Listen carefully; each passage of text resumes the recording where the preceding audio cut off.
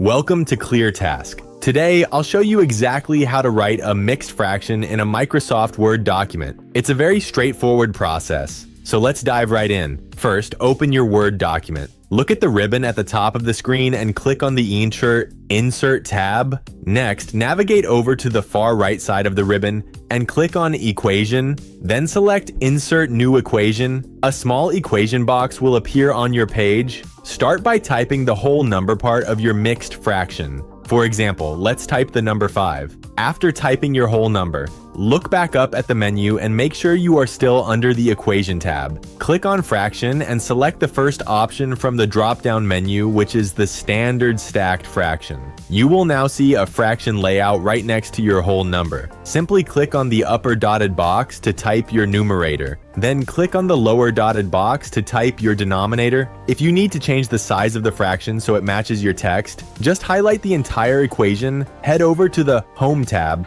and adjust the font size to your liking. That is all it takes. If you found this tutorial helpful, be sure to like and subscribe for more straightforward guides. Check out the channel link in the description for more videos. Thanks for watching ClearTask, and I will see you in the next one.